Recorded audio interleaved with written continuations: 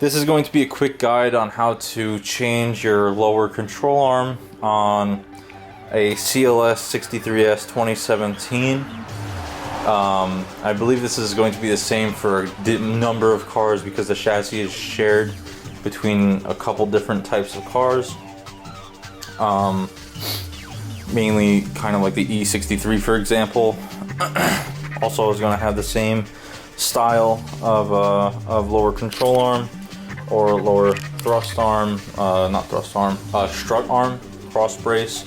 It's referred to in a multitude of different ways. It's really weird. I'm not entirely sure why that is. First things first, what you're going to want to do is go ahead and crack all of your lugs loose, which I've already done the replacement, so this is kind of just a tutorial video at this point. So I'm going to be trying to guide you a little bit with how to do it.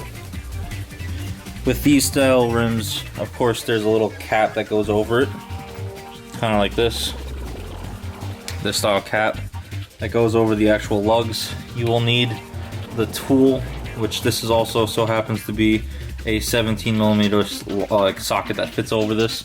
If you don't want to do this, you can of course go ahead and use the actual bar that comes with your car. This socket actually kind of morphed to the fucking plastic somehow, so I can't get this out. I probably could, but to be honest, it works so well that I'm just going to sacrifice the 17mm socket to just stay on this for the rest of time. Because sometimes people over tighten these because they're afraid of losing it. You don't really need to, just tighten until it's hand tight and you're fucking good to go. These are going to be your, also these are going to be 17mm lugs that actually go around your tire. Of course, a word of advice, if you're doing this, go ahead and get yourself a bottle of PB Blaster, something to actually break this shit loose, make it so much easier just to do the job in general, because without PB Blaster I think I'd be fucked. For this job you're going to need a multitude of tools. You will definitely need something to extract the actual ball joint from the lower control arm, and you also need a sledgehammer, something to slam this into place. On the car, this is going to be sitting like this on the car. So if you can imagine, on the car, you're gonna have to take this tire off. I'm sure there's a way to do it without taking the tire off, but this lug, this bolt that goes right here, I'm not sure if that'll focus, this bolt right here that goes onto that secures it in place, the lower ball joints, is right up against the rim, the lower part of the rim for this car, which makes it really hard to fit a 21mm socket, which is gonna look like this. This is gonna be your 21mm socket. Make sure it's a 6-point so you don't slip at all. This one, I'm sorry. This one's gonna be a 21mm socket. That won't let it slip and you'll have a good grip on it. As you can see, don't use any adapters on these. If your shit is stuck, it ate 2 adapters, because that's not what how it's intended to be used to get these tires off. You just need a half-inch breaker bar about this size, with a half-inch socket. That's a 17mm socket, and that'll get it off. Impact, you'll round your lugs. These were completely frozen. I couldn't use anything. Back on track. Part that actually mounts to the lower chassis, I would just call it the subframe. I'm not sure what else to call it. You can actually repair this. Well, the bushing, not that. That's kind of done. But the bushing, if you ever lose a bushing, you can get a bushing pusher or a press and push the bushing out. It's like a $30 part on partsgeek.com, and that's relatively easy to fix. You just pop the bushing out. But in all honesty, this is a very cheap piece. As you can see, this is a new piece. That's what the bushing should look like, and you can get these off partsgeek.com. They make kits that consist of the upper thrust arm that a lot of videos talk about. For some reason, a lot of videos confuse the upper thrust arm for the lower control arm. What I was talking about, I wish I just did this video while I was doing this job. You're gonna have to take this panel off like you're doing an oil change. Taking this panel off consists of, I think these are 6mm. I'm forgetting. I'll show the bolt size in a second. There's 17 6mm, and the reason why I say 17 is because I believe there's only 16 holding this bottom panel up onto place. There's two panels to this. There's this panel, and then underneath this panel there's another panel that connects further back. Let's see if you can see that. There's another panel that connects further back, which is like right up here, something like that, that actually covers this one back here.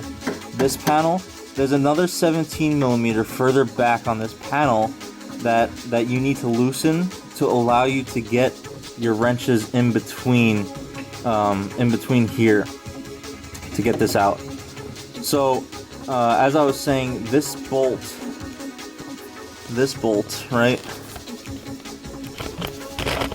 that you can't really see, this is your lower control arm. This is going to be your lower control arm, or otherwise known as the strut arm. A lot of the people call these the lower control arms because that's what you're going to find if you look it up online on partsgeek.com or FCP Euro. This is called the lower control arm. Even on Google, this is considered a lower control arm. In documentation, I found it referred to as a cross strut. It's very annoying because it goes back and forth. The only video I found online talking about how to replace a lower control arm, replace the wrong fucking control arm, it was talking about the upper thrust arm, the upper forward thrust arm, because it's forward, it's the upper, and this is what that is. That's the upper forward thrust arm. A little bit more difficult to replace. It's right here. The actual connection to the subframe is right here, and of course it goes to the wheel hub assembly once again. This is going to be your tire rod end. As I was saying, this bolt right here that you're seeing, this nut, that's going to be, that nut right there, that's going to be a 21mm. And as you can see, you probably could fit a wrench underneath here, but it's going to be so much easier just to do it with the wheel off. Do it with the wheel off. You'll have access to getting this nut off easily, and also you can fit, you can go ahead and fit your sockets and so on there, and it'll make your life 1,000 times easier to get that out. Once this bolt is removed, and once you remove this bolt up here that connects it to the subframe, and of course this as well, this is going to be your ride height sensor, I believe. This little plastic goes up to a sensor. This is connected via a U-joint, so there's one bolt here. These nuts are the same nut sizes as the ones for the plastic, so you're going to use that socket quite a few times. It's the same socket size as the plastic bolts, bolts.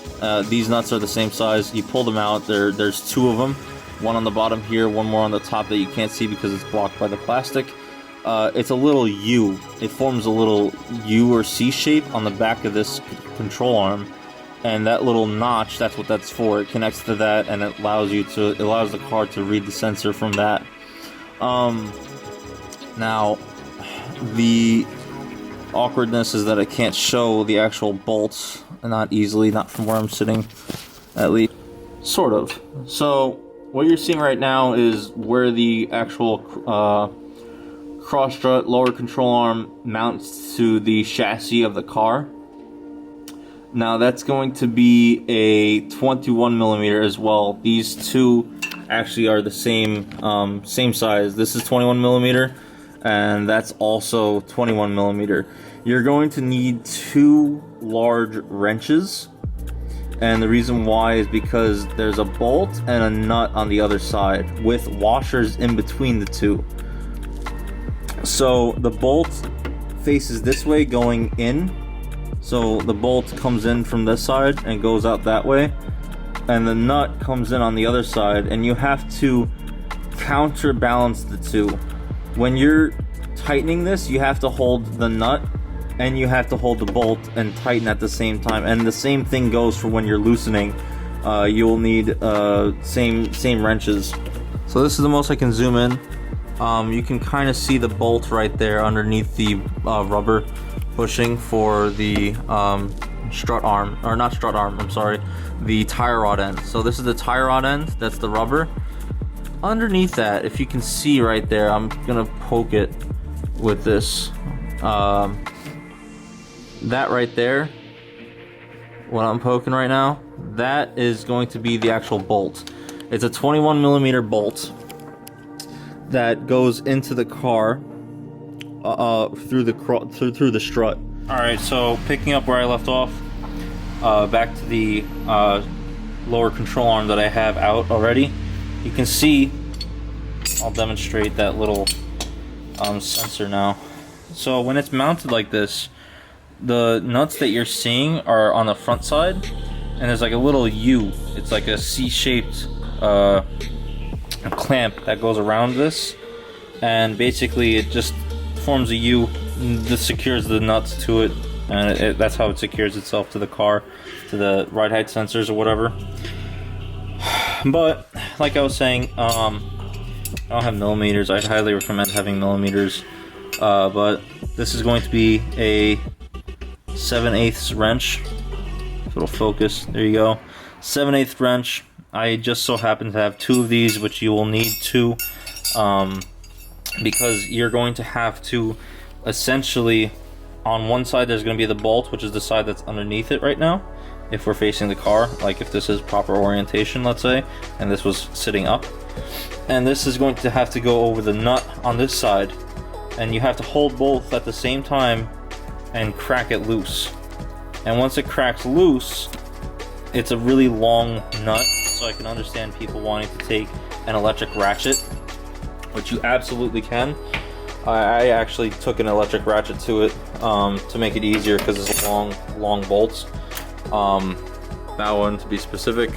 The issue I ran into is that it backed out so much that it got stuck with the with the tire rod rubber bushing. So I'd highly recommend one of these. This is like an adapter, like extension socket that bends and allows you to have the ratchet wherever the hell you need it. This is also another option, right? Ratchets that actually bend and conform to whichever direction you need it to. This is like an awesome tool to have. I also have a million different like swivel sockets, so I'd highly recommend going out and getting some swivel sockets to get it done. But once it loosens all the way, the bolt, it's not the end of the world. The bolt is kind of smooth on the inside, so you can push it with the threads and everything. The nut comes out from the other side, and be careful, like I was talking about earlier, there's a washer on both sides of this bolt. The bolt goes in from this end, from this side, and the nut is on this side, and you have a washer on either side that holds it all together, underneath the bolt here and underneath the nut here. And once it comes out, you make sure that you get that washer too with it, just so that you have everything intact. But once you get this loose, you can push the bolt back in with the socket and everything and the adapter in, because that happened to me. I got it stuck, so I could push it back in from the tire rod, because the tire rod's rubber was in the way and I didn't want to break the tire rod rubber and the bushing and stuff. So I just pushed it back in, and that allowed me to break the socket loose with like a hammer, and it gave me my socket back. Of course, with the ball joint, as you can see, it's right up against the rim. You have to take the tire off to get this out. You take a ball joint separator to it, push it up against here, right up against the actual ball joint itself, and of course the bottom part will cup the screw, and you hammer it in, and it should just pop out on its own. If you don't have one of these, don't worry. I heard that you can use something like a sledgehammer or blunt striking objects, which I did try initially. I did try one of these. This is metal. I did try to hit it with this. Seems like it's kind of coming apart on me, but it didn't work. I did soak everything in, of course, PB Blaster. I can't recommend this stuff enough. Once I soaked everything in PB Blaster, it did help get things loose. So yeah, that's your simple guide. I think I covered everything on how to change a lower control arm.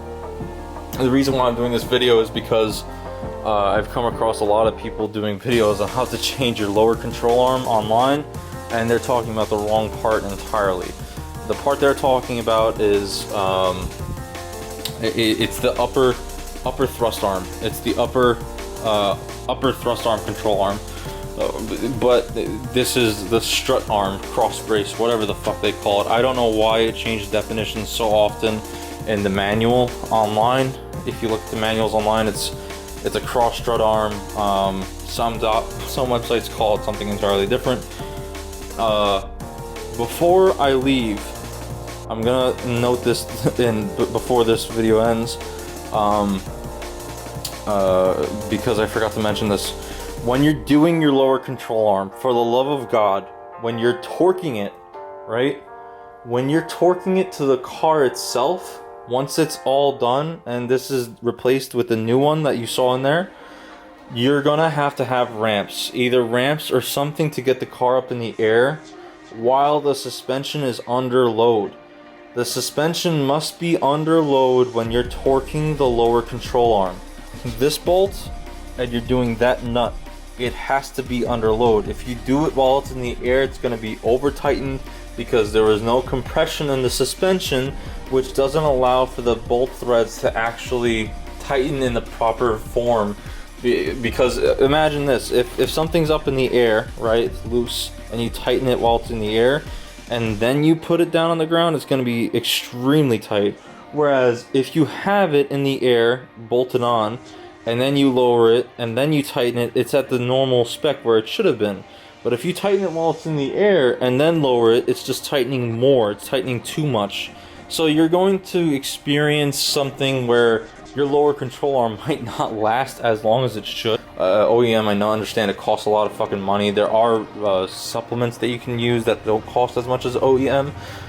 Because the lower control arm on the driver's side of these cars, the E63s, the C63s, the wagons, the even the shooting brake version of this car, of the CLS, I'm forgetting of what other cars might have this.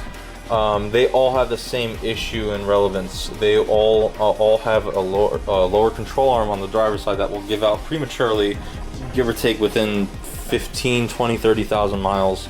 So thankfully this is a very easy part to replace. You see that silver material on here? The previous owner before me did a good job. He did a wonderful job, and the reason why I say that is because when he did the tires last, he put something called anti-seize. If you live in a state that has a lot of salt, in a state that has